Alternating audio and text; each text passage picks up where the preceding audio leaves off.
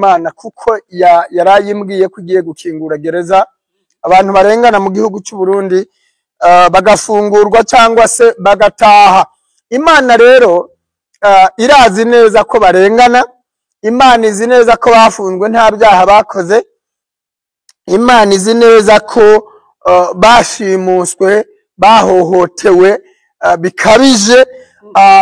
Nabonye i Burundi hagiye kuba impinduka mu buryo bw'ubuyobozi, nabonye hafashe ubuyobozi undi muntu musha, hanyuma akingura gereza aravuga ngo abantu bose ibihano byose mbihinduye zero nibatahe.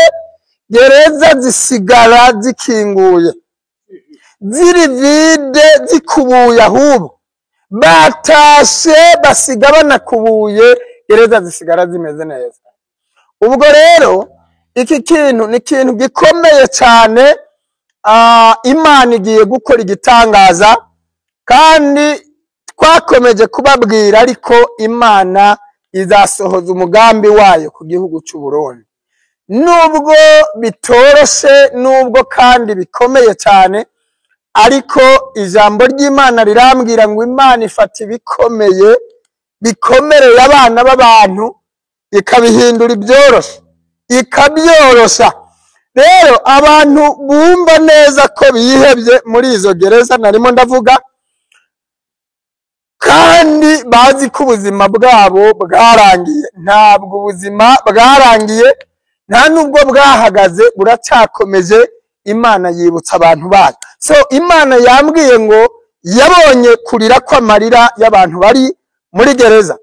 Hanyuma ibi bintu byaturutse kuki? Byaturutse mu gusengera umuntu yarampamagaye arambwira ngo bakoze umukwabu i Burundi, bakoze umukwabu basaka abantu mu mazu, hanyuma basanga umuntu afite amavide menshi, amakarito y'amavide, amavidaje ngira ngo niko mu Burundi bavuga, donc amakarito atarimwo inzoga, amavide nyene nibidaje bitarimwo inzoga, ariko byinshi. Urumva umuntu yari afite akabare aragakinga kubera ko niba ngo inzoga zari zabuze, niba zari zahenze kubera ko ngira ngo nta na essence yari ihari, kuzirangura byari bigoye, kuzigezaho ucururiza nturi bushire ku giciro kiri hejuru. Leta ngo yarabikurikirana cyane icyo gihe, abona ko nta nyingi irimwo, arabireka, akabarara agakinga, afata amavide arayabika. Ngo bamugere mu rugo iwe baramubwira ngo kingura hano hantu, arahakingura basanga amavide arapanze, ariko nta nzoga zirimo. Ngo bahita bahamagara imodoka, ziraza zipakira ayo mavide zirayatwara, zitwarana n'uwo mugore, zitwarana na murumuna we, bafungwa ari abagore babiri. Bababwira ko bagomba kwishura imiliyoni 6 kugira ngo babareke batahe. Urumva amavide barayatwaye. Noneho arababwira tese none ko ntagicuruza akabare, naragakinze, amavide yanjye sinari buyajugunye, narayabitse, none muntwari yiki aya mavide yanjye muyatwari yiki? Zi miliyoni 6 mudukiye. Aravuga ngo ku giti cye ngo ni miliyoni 3, ngo na murumuna we ngo ni miliyoni 3. Umva Burundi ahantu bugeze aharindimuka, wumva ukuntu Burundi bugeze ahantu habi. Abayobozi b'iki gihugu babiri, umwe miliyoni 3 undi miliyoni 3. Uyu mudamu yarampamagara ati nsengera cyane, nsengera ndagowe, izi miliyoni 3 bari kunca nizo bari guca murumuna wanje, bisaba ko ari njyewe nzishura kuko murumuna wanje twabanaga yaba mu rugo iwanje, we ntaza afite naho yazikura, bisaba ko ari nje nishura 3 zanje, nawe nkamwishurira izo zinde 3 miliyoni 6, naho mbona nazikura, kandi bavuga ko ntazishuye tudashobora kuvamwo. Amafoto hano ndayafite, kubw'umutekano wabo sinabavuga, sinanabagaragaza. None numva ngize agahinda gakomeye, fata umwanya wo gusengera abo bantu babiri. uyu mudamu na murumuna we kuri iki kibazo cyo kurengana kwabo, polisi barenganya ibatwaye ibyabo, irabipakiye n'imodoka za leta irabijyanye, none baragarutse ngo nimwishure n'amande, barabafunze. Kandi uyu mudamu asize abana, yarambye ati mfite abana 4, aba bana bari kwicwa n'inzara, aba bana binjiye mu buzima bubi, yego bwo kuraraguza bararaho bwije kubera ko umubyeyi bamufunze. Aka karengane karakomeye, gateye umubabaro, gateye agahinda. Njyewe rero mfashe umwanya wo gusenga nsengera uwo muntu, Imana irambwira ngo ntabwo ari uyu wenyene, humura ibyo uri kumbwira ndabizi. Numvise amarira y'abantu bafunzwe, nabonye gusenga kwabo, yego nabonye amarira, kandi gusenga kw'abantu barenganira muri izi gereza kwangezeho. Irambwira ngo ngiye gukubita bariya abayobozi mbirukane, baswiragire banyanyagire, hanyuma Imana iracyafite abakozi izakoresha bagende bakingure gereza, abantu bose basohoke nta n'umwe usigayemo. Niko nabibwiwe. Imana igiye gukingura gereza, Imana izanye ubuyobozi busha, buriya buyobozi nta bukiriho. Njyewe ndakomeje kubivuga no kubisemerera.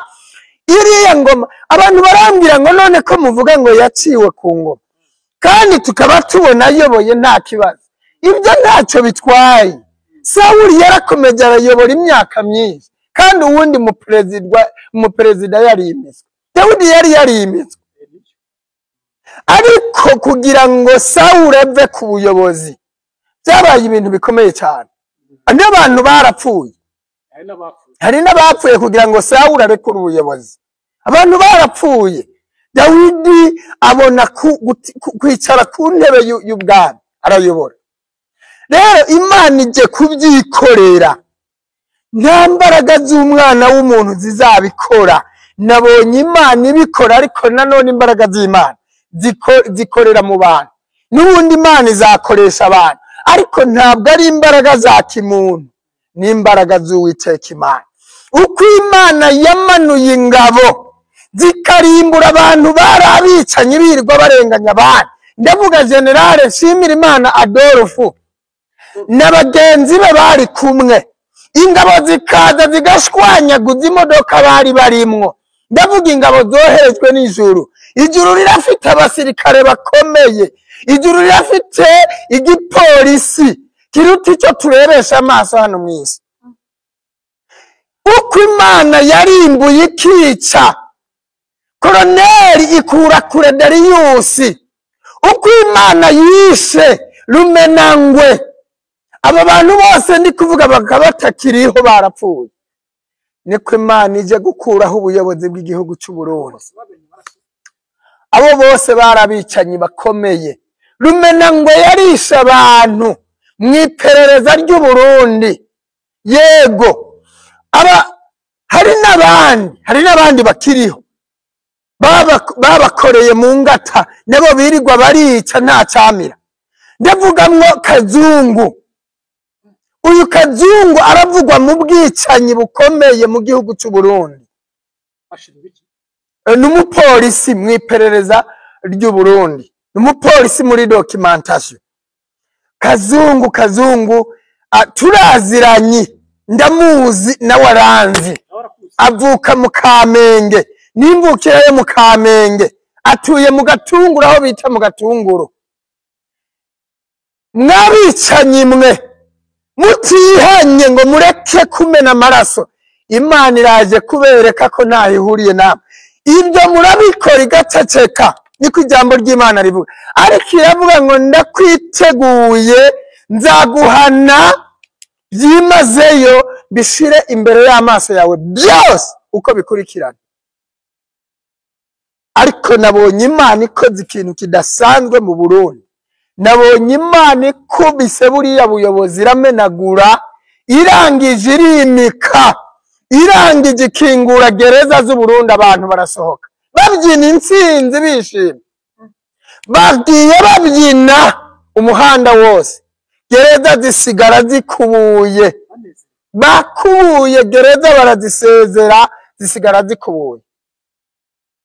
Uyu muperezida nabonye agiye kuyobora, Imana yo mu ijuru izamuha amahoro n'imigisha, azayobore neza, azayoboze uburwaneza, adatwaza igitugu, azaziyobora atazikubita, reka nkubwire, impinduka iraje mu gihugu cy'u Burundi, bigiye kugenda neza. Ayo mwarize ararangiye, abarira mwihanagure, mugiye kubona ineza y'Imana, mugiye kubona ubuyobozi bwiza, impinduka zikomeye zigiye kubaho mu Burundi, amahoro agiye gutaha mu gihugu cy'u Burundi.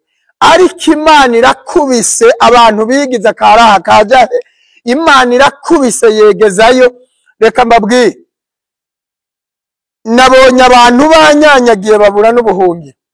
Aba bantu baragowe kuko ntibazanahunga, nta nzira bazabona, kandi Imana irabakubise budakeye kabiri, Imana irabakubise. Njyewe ibintu nabonye biraza gusohora, nibidasohora uyu mwaka urabona tugeze mu kwezi ukwa gatandatu turakurangije, tugiye kwinjira mu kwezi kwa karindwi. Nimubona uyu mwaka urangiye, ntimwibaze yuko utaha mu urangiza. Njyewe nkomeje kubivuga cyane, mwitegure impinduka muri iyi myaka ibiri, uyu n'utaha. Nta mwaka ugira gatatu uzabaho Uburundi bukiri mu buretwa, ntibikunda, ntibishoboka. Kandi uyu muperezida araza gupfa nabi nabi cyane, araza gupfa. Kandi uburyo ari buze gupfa ni perezida Ndayishimiye, uburyo ari buze gupfa simbizi niba zanashingurwa,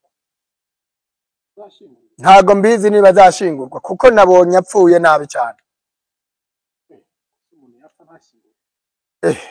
Ariko wemera ko ibihe bishobora kuba ibihe bikomeye, ukabona nuko ushingura uwawe?